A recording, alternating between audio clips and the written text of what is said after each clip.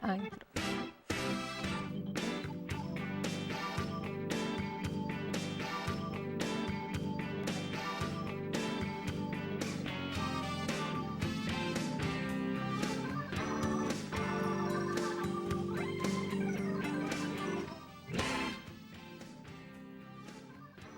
Iniciando mais um olhar especial para vocês e hoje nós vamos falar de um tema que eu nunca falei aqui. Nós estamos aqui com Edgar Jacques, que é ator e tem uma produtora, né? Faz produções, né, Edgar? E Isso. nós vamos falar sobre teatro. É isso aí, gente. Olha só que Ah, diferente. Obrigado por estar aqui obrigado por me conosco. receber aqui. Muito obrigado. Muito feliz de estar aqui. E nós vamos falar de uma peça que você fez, né, que você escreveu, que é o Colibri. Isso. E tem mais uma, né? Tem mais uma, Um Homem Comum também. São Tá. duas peças que a gente já escreveu e estamos batalhando aí, colocando em cartaz para todo mundo assistir, curtir. É, inclusive teve aí a primeira temporada, né, do Colibri, e Hum. paralelamente aconteceu um homem, Um Homem Comum. um homem comum. Isso. O Homem Comum a gente ficou em cartaz em janeiro desse ano. Ah, E o Colibri a gente ficou até o dia 30 de julho. A gente ficou em cartaz no Itaim Bibi, lá no Décio de Almeida Prado. O Colibri é um monólogo. O nome completo da peça é Colibri, o Ator Cego. No Colibri a gente fala sobre uma pessoa com deficiência visual ter escolhido ser ator. A gente fala sobre o caminho que esse ator trilhou, né, até poder dizer que ele realmente é um ator, que ele realmente está vivendo da profissão dele, os preconceitos que ele passou, enfim. E o principal objetivo da peça, a principal mensagem do Colibri, é dizer assim: qualquer pessoa pode executar a tarefa que melhor lhe cabe, independente da condição física. Se ninguém nunca fez, você vai ter que criar um caminho, mas você tem o direito de tentar. e seria um pouco da sua história? Você vê assim? Olha, eu vejo assim, sob o ponto de vista de que eu precisei criar um caminho, né? Ah, Depois que eu fiz o curso de teatro, depois que eu me formei como ator, depois dos cursos, né, que eu fui fazendo para complementar esse curso de teatro que eu fiz, eu descobri que eu precisava criar uma maneira de viver daquilo que eu queria viver, viver do teatro. Então, o Colibri vem muito de encontro a essa experiência que eu passei, né? ah, A gente ter que criar o nosso caminho, ter que desenvolver as nossas técnicas para que as coisas aconteçam. Mas eu não posso dizer que o Colibri é uma história autobiográfica, aham. porque é uma ficção, né? A gente tem um personagem fictício que está descrevendo uma situação que é ficcional também, mas eu digo que as emoções dele, que os sentimentos, que as sensações que ele propõe para a plateia são emoções, são sentimentos que são meus, de pessoa com deficiência e de outras pessoas que também viveram coisas. Então eu diria que é uma mistura, uma junção de vida e de ficção. Afinal de contas, a gente escreve também, né? Gosto muito de escrever. Então é importante é, juntar todas as coisas, né? Criar a ficção e usar a realidade para que essa ficção fique ainda mais cheia de conteúdo. Eu acho que é Então, isso. eu estou lembrando que você me dizia que você gostava muito de ler, Sim, muitos romances. Isso muito. na infância, adolescência. E você acha que isso fez você também ter essa vontade de escrever? Sim, muito. Gostava de ler e Ah, gostava de inventar as minhas histórias, de contar as histórias. E o teatro acabou vindo por causa dessa vontade de contar histórias, né? Como é que eu podia inventar jeitos diferentes de contar histórias? Como as histórias chegavam para mim muito via oral, né? Eu digo que eu gostava de ler, mas eu tinha acesso aos livros mais porque alguém estava lendo para mim, tá. Braille também, mas eu gostava muito de ouvir as pessoas contando histórias. E aí eu Ah, fui pesquisar maneiras de contar as minhas histórias, as histórias que eu inventava. Eu podia escrever, sim, mas ah, eu também podia mostrar essas histórias. E aí apareceu a oportunidade de fazer uma oficina de teatro. E aí fui fazer essa oficina e gostei muito. Isso lá em Mogi. Lá em Mogi, eu sou de Mogi Na- das Cruzes. Mogi das Cruzes. E você falou lá na faixa de 16, 16, 17 17 anos. Isso, fui fazer o teatro amador lá para experimentar e saber como é que... Se eu me sentiria em casa, se eu gostaria daquela experiência. E foi incrível, né? Me senti realmente fazendo aquilo que eu mais gostava de fazer. Ah, E aí depois disso, fiquei lá experimentando, fiquei uns anos fazendo teatro amador. E aí resolvi que eu queria que essa fosse a minha profissão, né? Eu queria que isso fosse o meu meio de vida. Aí vim para São Paulo para estudar teatro.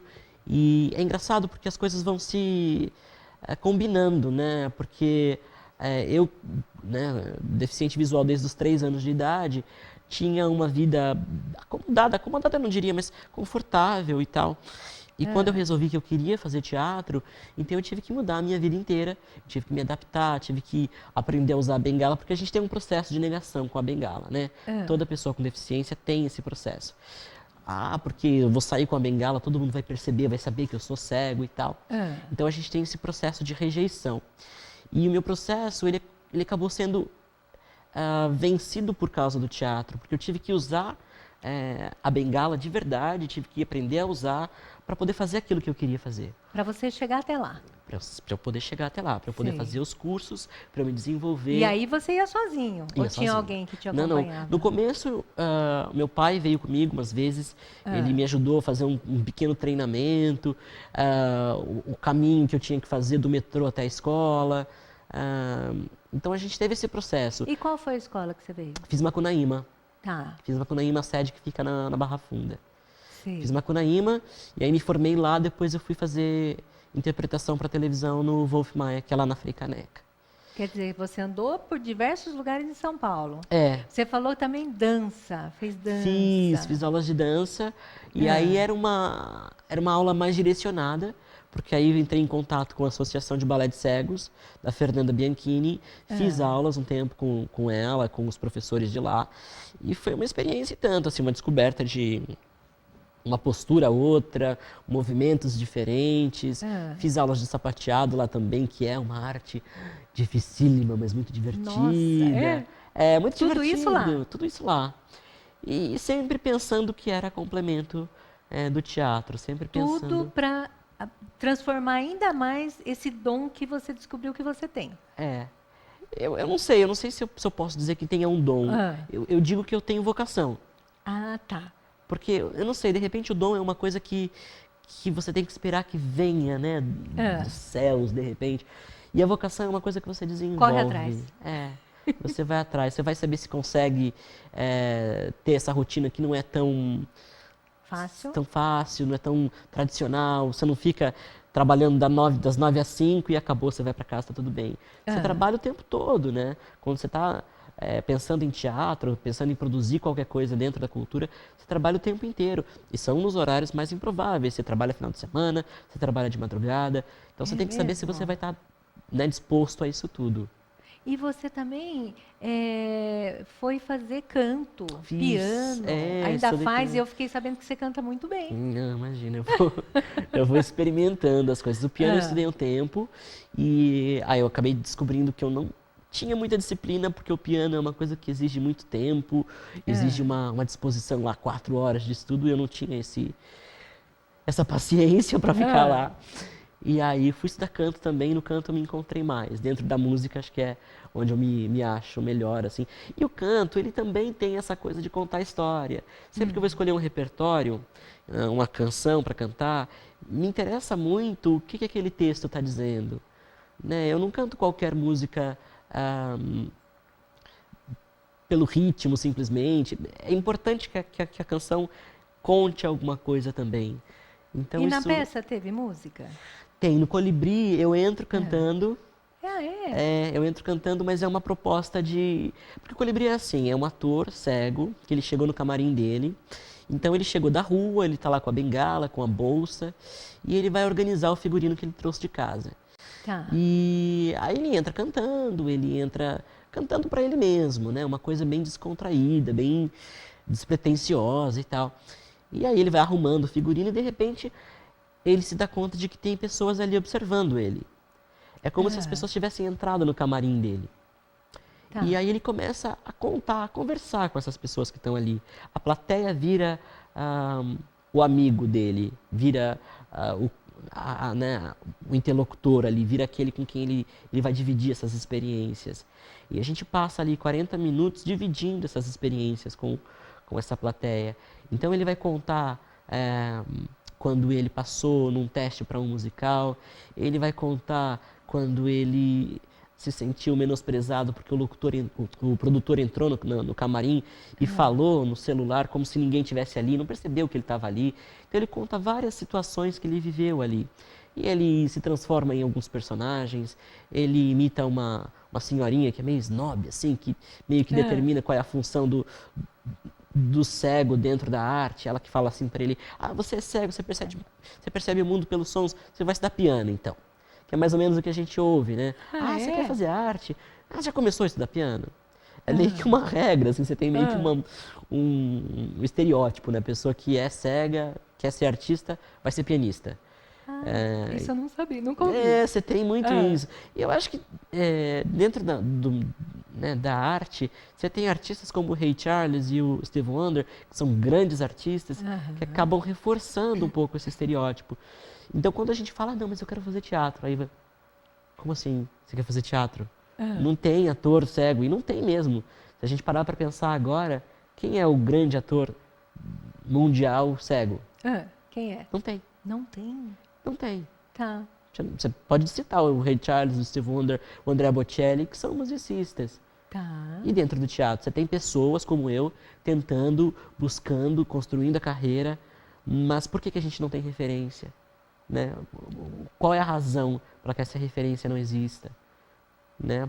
A gente não tem atores que sejam... Ou mesmo surdos. Por que não tem atores surdos? Se eles têm uma expressividade corporal tão marcante, tão característica, né? Por que não? Então o Colibri ele vem discutir um pouco isso, discutir essa possibilidade. Como é que a gente faz? Quais são os caminhos? Por que não tem? Então o Colibri vem fazer pensar sobre isso. E ele vai se transforma num corcunda meio monstruoso. Por que é colibri? Porque o Colibri, ele surgiu e ele não tinha nome. Eu tinha o texto, e aí o meu diretor, o Kleber Góes, ele falou assim, tudo bem, a gente precisa de um nome. E aí eu fiquei pensando, puxa, que nome seria interessante? Tinha que ser... O diretor queria que fosse um nome cênico. Eu tinha dado um nome para ele, batizado assim com um nome. Aí o diretor falou assim, não, esse nome não é bom, tem que ser um nome cênico, teatral, poético e tal. E aí eu fiquei pensando nisso, e eu tinha mandado uma cena minha para uma amiga, uma cena via internet, assim, cena gravada. E ela assistiu e ela falou, você tem uma movimentação de braços diferente, marcante e tal, pelo fato de ser deficiente visual. Eu ouvi isso dela pela internet e desci as escadas de casa e meu sobrinho estava assistindo um documentário sobre o colibri, sobre o beija-flor. E estava falando sobre a maneira diferente como ele movimenta as asas para ficar parado no ar, para ser capaz de se alimentar ali daquela flor e tal. E eu pensei, puxa, o meu movimento de braço é diferente, o caminho do ator cego é diferente, o movimento que o colibri faz. Eu sou uma pessoa pequena, eu sou um sujeito pequeno, o colibri é um pássaro muito pequeno. E naquele momento fez todo sentido para mim. O caminho diferenciado, a maneira diferente como ele voava. Então, isso convergiu. Eu falei, e colibri é um nome sonoro, é um nome que cabe para o teatro. É delicado. Ao mesmo tempo, ele demanda uma energia. O colibri precisa ter muita energia para voar daquele jeito. Então, por isso que a gente acabou batizando o colibri de colibri. Tem toda uma poesia. E as coincidências da vida, né? Que nem parecem coincidências, né? Eu também acho que não. Não parecem coincidências. E aí, eu já quero agradecer aqui, que eu não fiz o nosso agradecimento, gente, essa pauta linda, que agradeço muito por você estar aqui. Eu que agradeço. A Regina Ramalho, nossa amiga que está aqui do lado, da Pró Trabalhador, com toda a sua equipe aqui junto, prestigiando. Agradecer também aqui que eu tenho um amigo novo aqui, o Jonathan, que também está assistindo com a sua mãe, com a sua irmã. E é isso aí, a gente vai chamar um intervalinho, Edgar, e voltamos já já, não saiam daí que nós vamos mostrar cenas do Colibri, uma peça linda, gente. Na próxima temporada a gente não pode perder. Voltamos já já.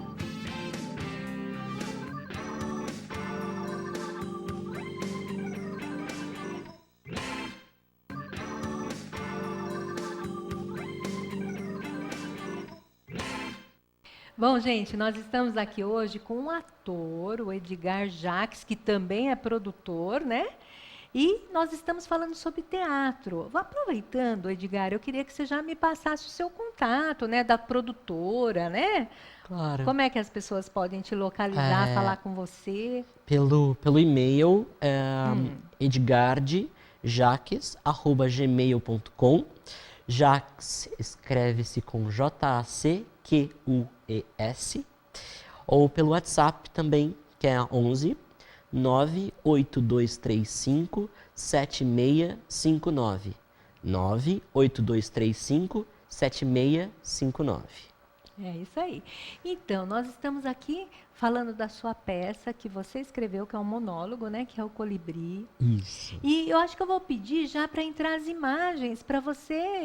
Eu vou falando, inclusive, gente, uma coisa que a gente não falou que é importante. O Edgar também é audiodescritor. Isso, eu né? trabalho como consultor em audiodescrição, verdade. Então, também, para quem quiser, é só contatar, né? Exatamente. Quem quiser fazer trabalhos de consultoria em audiodescrição, estamos à Sim. disposição. Então, vamos já começar pelas imagens, por favor. Olha, nós estamos aí com você sentado na sua cadeira, na cena do Colibri, né? A gente vê que é tudo mais escuro e tem um mancebo do lado, onde tem uma roupa e você está lá sentado. Isso, provavelmente ele acabou de entrar, acabou de arrumar as coisas, ele está começando a conversar com as pessoas. O Kleber Góes, que é o diretor, ele conceituou essa luz mais escura mesmo. A gente usa muito foco de luz para criar atmosferas dentro do espetáculo. Uma coisa que é importante dizer é que eu tenho 3% de visão. Eu sou cego, sou considerado legalmente cego, mas eu tenho uma percepção de luz, de contornos e contrastes. Então isso tudo me ajuda muito em cena. E aí quando o Kleber e a Zan, que é a iluminadora do espetáculo, resolveram conceituar isso tudo, essa iluminação ela me favorece também. Ah, é?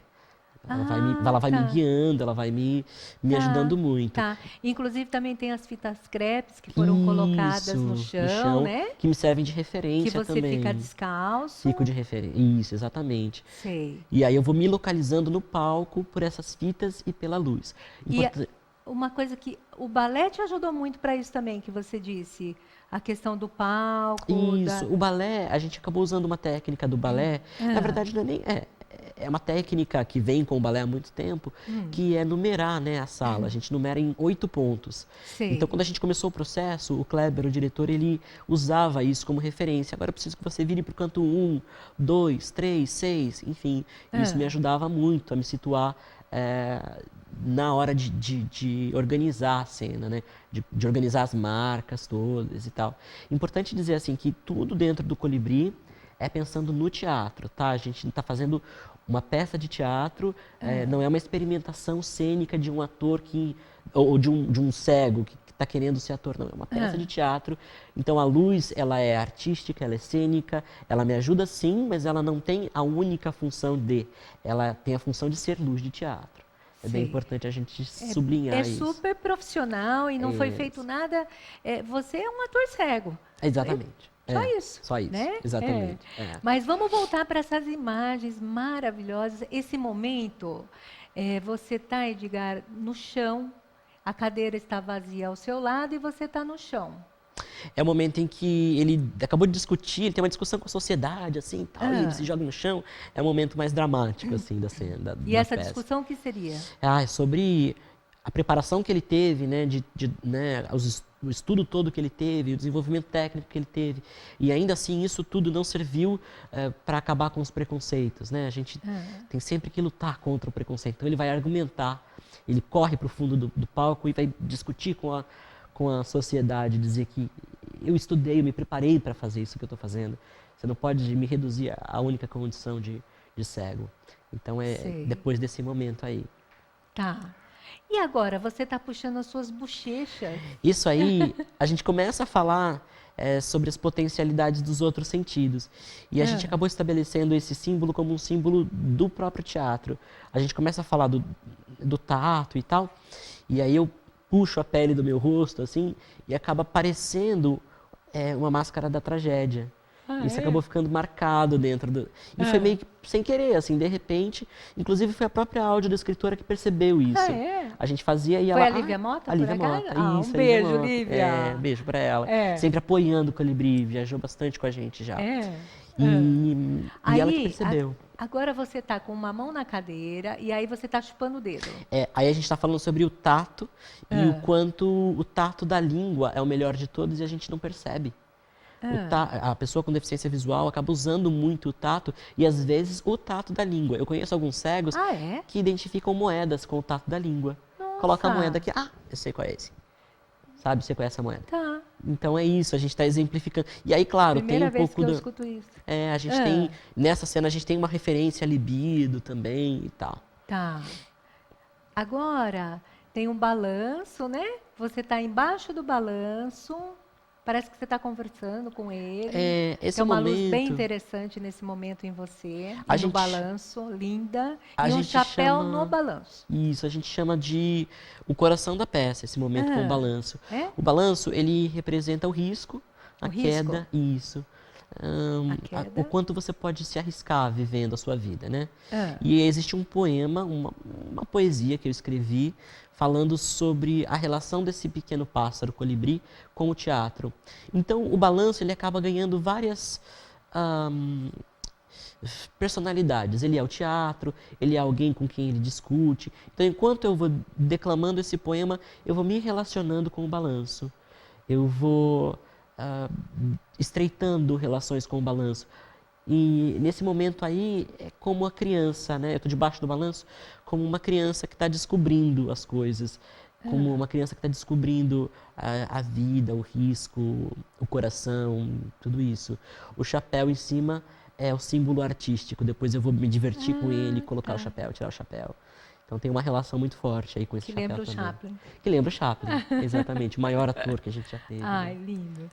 E aí, volta um pouquinho, por favor. Volta, aí você vira o balanço e aparece, acho que um coração. Uma imagem, um coração. É um coração desenhado a giz. Esse coração foi desenhado pelo Jeff Celofani, que é o cenógrafo, e que também fez a preparação corporal para a peça, que fez a minha preparação corporal para a peça. Inclusive, você falou que ele é mímico. Ele é mímico, E esse coração, eu estou falando sobre o coração aí nesse momento, dentro do poema.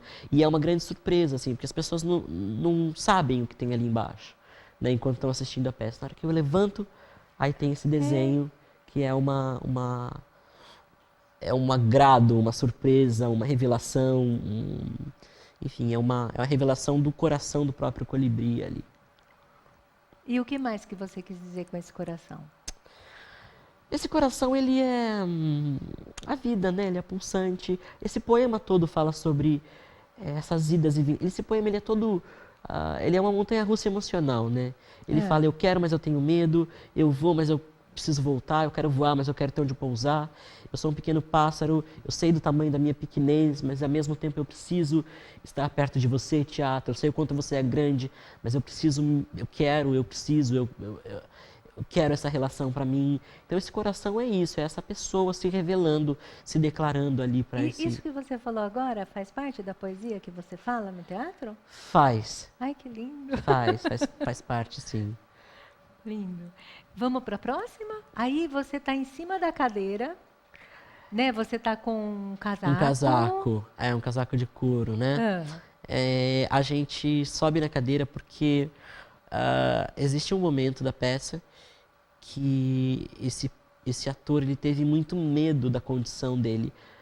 Ele teve muito medo de que alguma coisa pudesse acontecer com ele dentro do processo da peça que ele estava participando. Ele achou que ele poderia ser cortado pelo simples fato de ser deficiente visual. Então ele sobe em cima da cadeira e ele faz um pequeno protesto, ele faz uma pequena revelação. Ele diz assim: Mas eles não podem me cortar dessa peça, porque sou eu que chamo atenção para essa peça. É a minha deficiência que chama atenção para essa peça. Ah, Então ele faz um pouco, ele banca um pouco o convencido aí nesse momento. é? É. E você, em algum momento, você teve medo também? Não, Não. não. Agora já estão me mostrando, infelizmente, que tem só 3 minutos. Oh, meu Deus. Então, oh meu Deus. Falei demais. Vamos falar rápido do Homem Comum? O Homem Comum é uma outra peça que eu também escrevi, que teve em cartaz já em janeiro e volta em breve. Ah. Então, pelos contatos que eu passei, a gente consegue ter mais informações sobre ela. Tá. É uma peça que fala sobre a sexualidade da pessoa com deficiência visual. A gente fala sobre a descoberta do próprio corpo, sobre as referências do próprio corpo, como é que isso se dá com alguém que não enxerga, com alguém que perdeu a visão muito cedo. A gente tem a direção do Rick Conte e do André Luiz da Silva, que é um diretor aqui de Osasco também. É mesmo, de Osasco? André aqui de Osasco. Olha que incrível. Pois é. Então esse é um outro processo que a gente fica intercalando. Colibri, O Homem Comum, outros projetos, outros trabalhos, audiodescrição. E teve também que você falou que participou junto com a Giovana Mari. Aliás, um beijo, Giovana. Beijo, Giovana. Teatro? Como Teatro é que é? Cego. Teatro Cego. Eu fiz participações no Teatro Cego, o Grande Viúvo, né, e o Acorda Amor, que foi quando eu conheci a Giovana. A gente fez juntos algumas vezes a peça, que é um projeto muito legal também, que é da Caleidoscópio, né? É uma outra produtora. Mas eu queria que você falasse assim, de todo esse trabalho, de toda a sua vida, o que você podia trazer, que mensagem aí para o Olhar Especial, que chega aí em 66 canais comunitários? Qual a mensagem que você daria aí? A mensagem que fica é uma lição que eu vou aprendendo dia a dia, assim, de não aceitar o não como primeira resposta, porque você vai ter esse não sempre. E aí você tem que descobrir um jeito desse não se transformar numa outra coisa, num sim, num talvez. É difícil para todo mundo e a pessoa com deficiência, ela tem que entender que o mundo não está aí para te apoiar o tempo todo. Você tem que conquistar o seu espaço, você tem que aceitar que você vai ser criticado, que você vai ser estimulado, desestimulado, e que isso não está relacionado à deficiência, que as coisas são assim e ir em frente, né? A gente tem que continuar fazendo o que a gente tem que fazer, o que quer fazer. Eu achei interessante também que no momento da nossa conversa você colocou a respeito de um professor que fala que a sociedade perfeita era da Grécia. Isso é uma citação do próprio Colibri. Eu ouvi isso na escola de teatro. O professor dizia que achava que a melhor organização da humanidade, né, que a humanidade já teve, foi a da Grécia Antiga. E ele dava os argumentos dele, dizia que lá todo mundo opinava, discutia nas praças e tal. E, na verdade, essa sociedade, né, que teoricamente era tão igualitária, ela era igual, ela era justa para pessoas que correspondiam a um determinado padrão, ou seja, homens maiores de 21 anos, filhos de pais e mães gregos, né? As mulheres e as pessoas com deficiência nessa sociedade perfeita não tinham vez, né? As mulheres, elas não tinham direito a opinar em nada, não tinham direito nem a sair de casa. E as pessoas com deficiência, obviamente, eram eliminadas, né? Se a deficiência acontecia logo ao nascimento, se isso era percebido, eles eram jogados mesmo de penhascos e coisas do tipo. E uma sociedade espartana, né? Isso há, sei lá quantos 1000 anos atrás e tal.